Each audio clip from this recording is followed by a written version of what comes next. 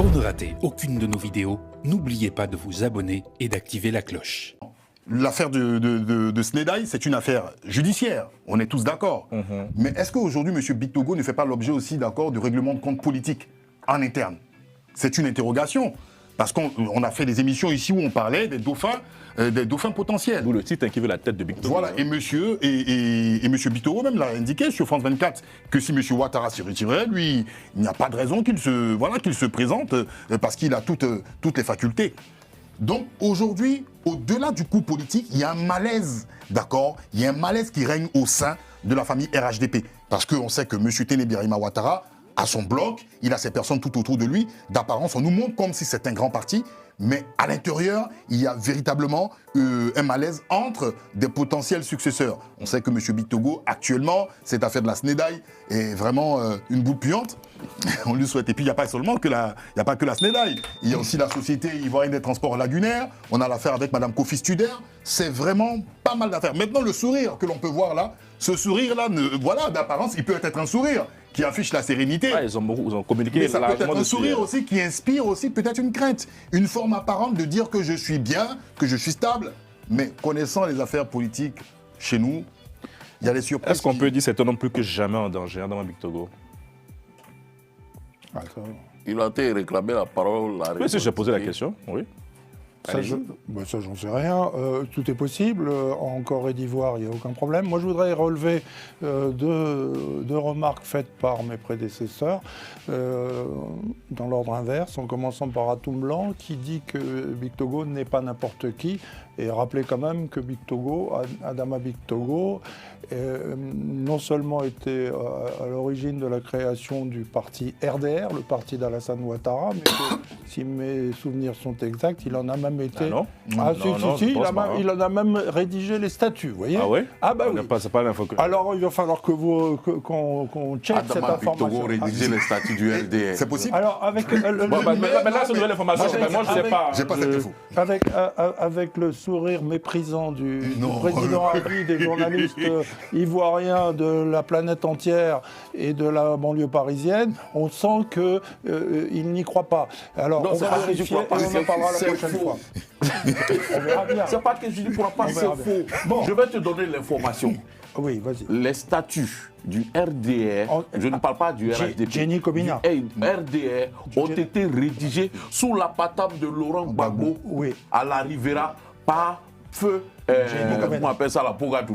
Voilà l'information, je te la donne. Alors, peut-être que, oui, ou c'est le RHDP, peut-être, mais en tout cas, Bictogo, c'est pas n'importe qui, ça c'est une certitude. Et là, Atoum Blanc a tout à fait raison. Et puis, je voudrais rebondir sur une chose qu'a dite Stéphane, il a 1000 fois raison. Cette histoire qui est une véritable pantalonnade et pour laquelle la bande à Carlyle aujourd'hui croit bien un crubon de la hisser en une, c'est peut-être aussi pour ne pas parler des vrais sujets qui fâchent aujourd'hui en Côte d'Ivoire. Monsieur Adama Bictogo est conscient qu'au RHDP, ce qui se joue là-bas, ce n'est pas son avis. Et il va voir plus loin.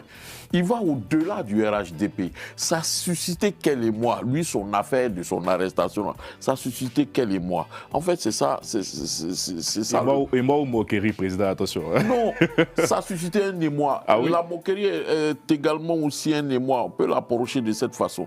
Mais moi, au-delà, j'aimerais dire à Norbert. Ah, qu'est-ce que... Vous voyez, quand on est sur un plateau, la moindre des choses, c'est le respecter. Quand on vient se poser sur ce plateau-là, on le respecte.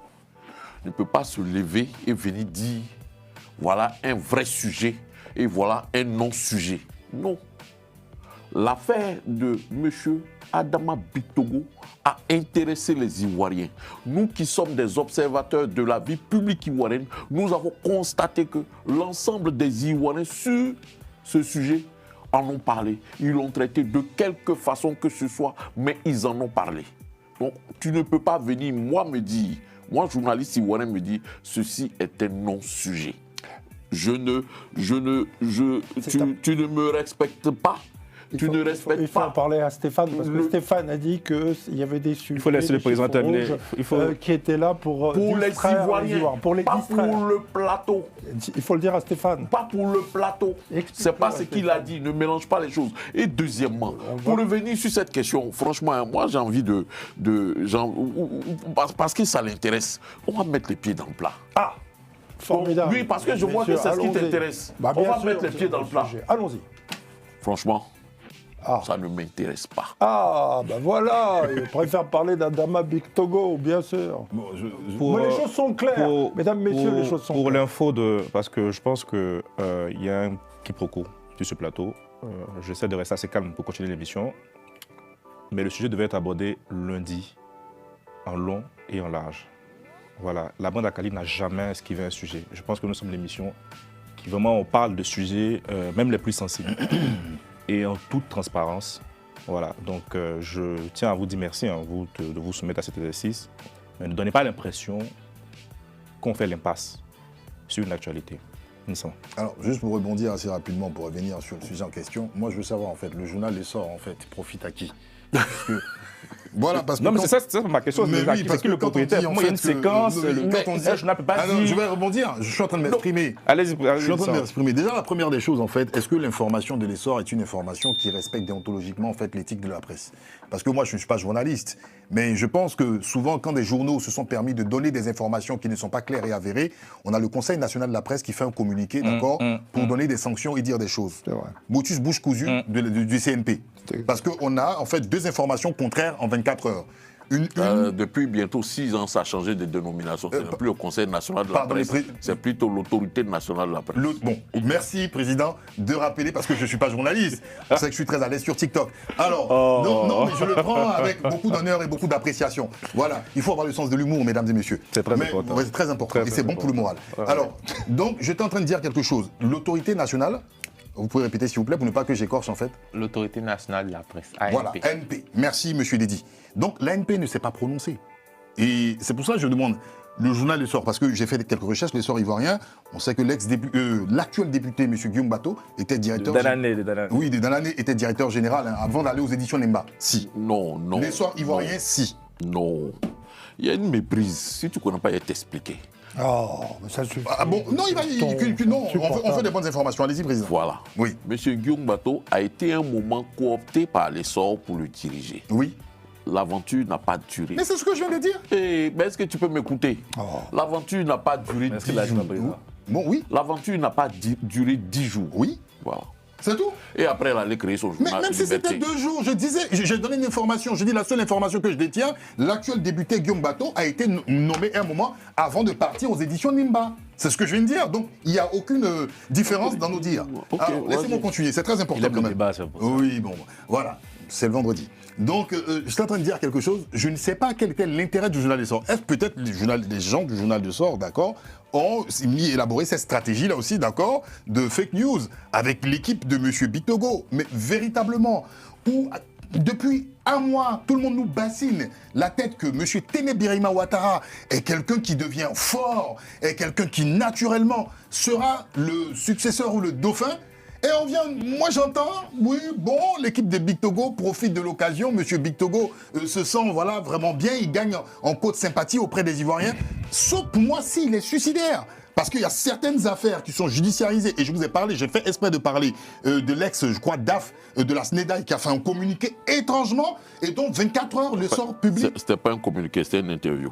Ah bon, oui, effectivement, oui, c'était une interview, effectivement, c'était une interview dans un journal. Merci pour les détails, j'aime bien les détails. Non, mais laissez-le, c'est important aussi pour la des gens. J'aime la précision. Oui, soyons précis. Alors, et ensuite, 24 heures, on a les sorts qui sortent quelque chose. Après 48 heures, les choses changent. Moi, je pense que au-delà de ce qu'on nous dit, rumeurs et autres, et pour augmenter la cote de M. Big Togo, je ne vois pas l'intérêt parce qu'il est au sein du RHDP. On sait qu'il y a un homme fort qui est M. Téné Birima Ouattara. Et je pense que c'est plutôt là se mettre... En fait, il est en train de plutôt agacer, d'accord, agacer son parti qui cherche à être un bloc, d'accord, pour pouvoir maîtriser tout ce qui est succession douce, que de venir être en fait un grain de sable dans ce qui se passe. Donc pour moi, code sympathie ou pas, Monsieur Big Togo, il est dans une affaire qui risque d'être une impasse assez compliquée pour lui. Et dans ce contexte, on va terminer ce sujet. Est-ce qu'il peut